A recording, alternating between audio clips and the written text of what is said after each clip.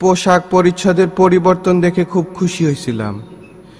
ভাবছিলাম ইলেকশন করো আর যাই করো, এইসব পোশাক পরলে মনের মনে হয় একটু পরিবর্তন হবে। তুমি তো আগের থেকেও শয়তান হয়ে গেছো আব্বা।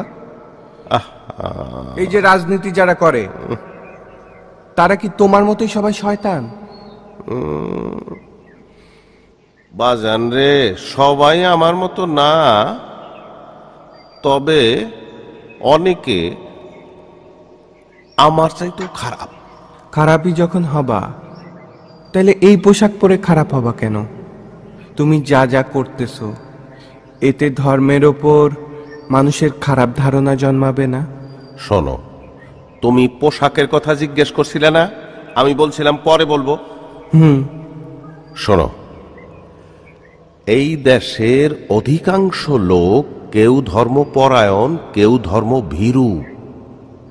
এই সব পোশাক পরলে ওই সব লোকগুলো ভাবে এই লোকটা খুব পরহেজগার লোক, ধার্মিক লোক।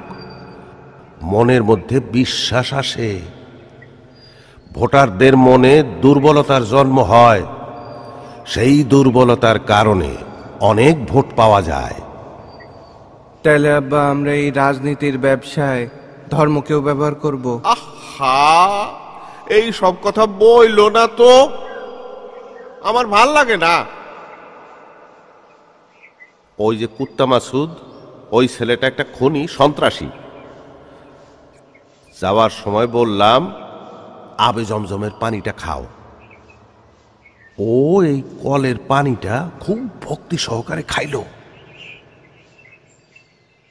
ওর মনটা আমার উপর কত দুর্বল হলো জানো বাজান রে? ও এই কলের পানি খাইয়া 1 সেকেন্ডের জন্য হইল ভালো মানুষ হয়ে গেছিল। এই সবের গুণাগুণ আমরা পরে পাবো, তোমারে পরে বলবো।